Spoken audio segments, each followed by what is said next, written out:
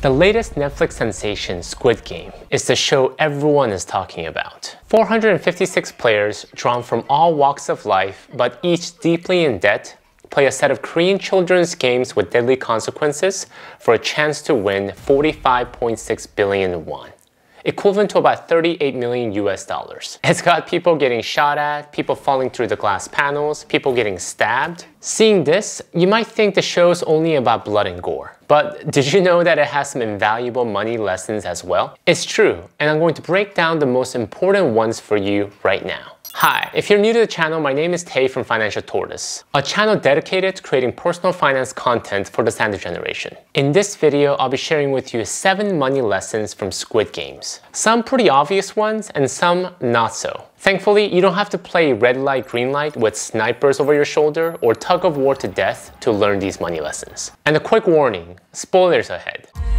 삶의 벼랑 끝에 서 계신 분들입니다. 상금이 대충 얼마나 되나요? Lesson number 1. Practice good information security. Episode 1 starts with Ki-hoon stealing his ailing mother's debit card and using the money to gamble on horse racing. Few obvious takeaways here. 1.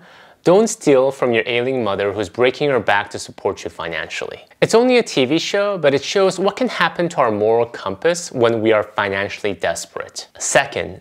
If the mother knew her son had some bad habits, she should have done a better job of hiding her debit card. You never know who you can trust, so do everyone a favor and keep sensitive items like your credit card, debit card, and cash in places where it's not easily accessible. Lastly, don't make your password easy to guess. It only took Ki-hoon few tries to guess that his mother's ATM number was his daughter's birthday. Use passwords that only you can decipher and avoid poor cybersecurity practices like using names and birthdays as passwords. According to Harvard Information Security, a good password should include uppercase character, lowercase character, a number and or symbol, and should be at least 10 or more characters. Lesson number 2. Avoid risky debt at all costs. After Ki-hoon steals money from his mom's debit card, he goes straight to a horse race casino to gamble. Eventually, Ki-hoon's loan shark creditors find him and threaten him. Now again, this is a TV show, so they portray these loan sharks in some pretty intimidating and disgusting light. And we might be thinking, I would never in a million years get myself involved with such individuals. However, when I talk about risky debt, I'm not just talking about money from these nefarious loan sharks. Any borrowed money with super high interest rates with short turnaround time are pretty much the same. Think payday loans, credit card debt, and even private loans from banks. Borrowing money can become an addiction. The more you borrow, the more you become dependent on it, and without you realizing it, it consumes you. In the end, you have nothing but a pile of debt with your name on it. Most of the players in the Squid Game joined the game because they needed to pay debt that they collected over their lives. Avoid risky debt at all costs. Or you might find yourself one day at a subway station being approached by this handsome man.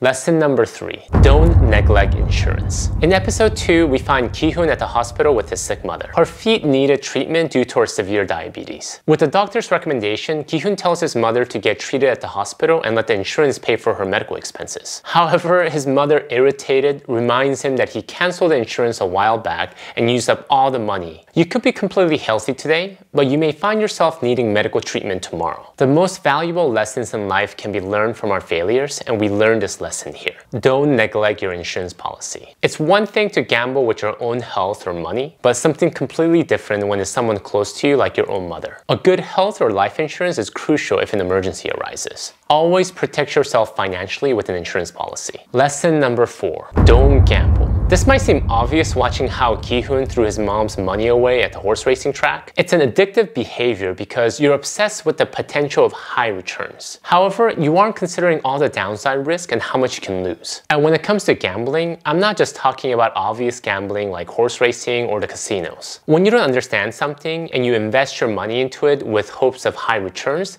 you're also essentially gambling. Think about all the people who dabble in futures, crypto, penny stocks, or options trading. Most often, people who chase after these hot and cool investments don't really understand what they're even buying. Many of the participants in Squid Game ended up with a mountain of debt because they were addicted to gambling like Ki-hoon. They bet whatever money they had on speculation and ended up fighting for their lives in this winner-take-all game. The general rule of thumb I like to use to distinguish between gambling And real investment is this. If it's exciting and gives you an adrenaline rush, that's not really investing. Real investing should be as boring as watching paint dry. Lesson number 5. If it's too good to be true, then it probably is. In episode 6, Abdul Ali is tricked by Sang-woo, resulting in one of the show's saddest deaths. He was one of my favorite characters, and it was heart-wrenching watching how he was tricked and betrayed by someone he trusted. There's a lesson here.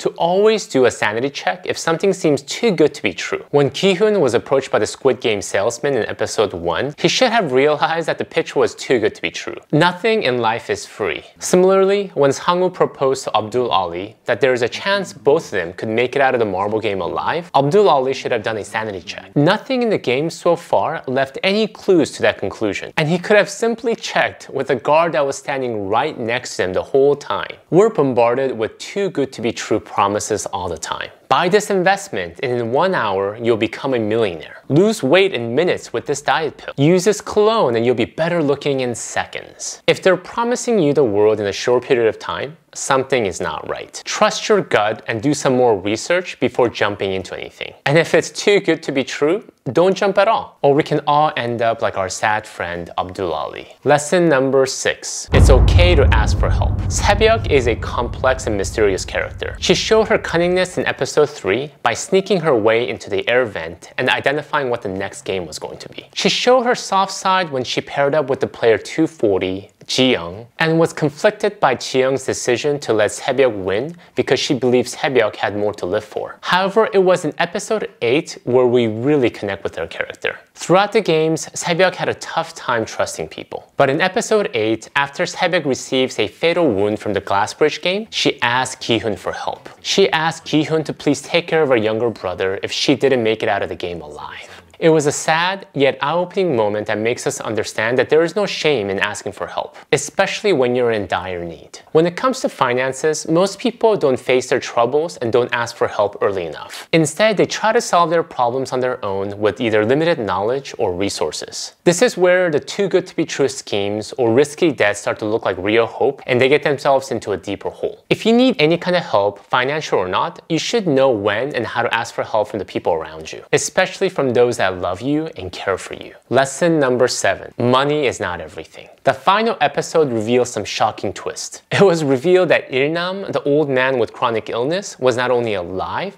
but he was actually the mastermind behind this twisted game. And when asked why he did what he did, he answered that it was because even with all the money he had, he was still bored. And because he was bored, he created this game to feel alive again. Man, how mentally sick do you have to be to think like that? The show was about desperate people pursuing a pile of money which they believe would alleviate them of their life's problems and give them happiness. However, both Ki-hoon and Il-nam showed in the last episode, money is not everything and it doesn't automatically bring happiness. Money should not be our ultimate goal in life. Managing money well is important because we don't want to end up like Ki-hoon or Sang-woo fighting for our lives in a Squid Game. However, if we fixate our life goal on money, we can also end up like Il-nam, never finding true peace and happiness, just sick and twisted. Focus on the people you love. Focus on appreciating the small things in life. Money helps you to buy things you need to live, but it will never buy happiness. Who knew that watching a violent South Korean Netflix show could teach us so many useful lessons about money? Thank you guys for watching. If you found value from this video, please hit the like button, leave a comment, and subscribe to the channel so that you don't miss out on any of my other upcoming videos. I firmly believe that being part of the Sand generation doesn't have to mean financial stress. With careful planning and preparation, we can thrive during this stage of life. Help me spread the knowledge. Thanks again. I'll see you in my next video.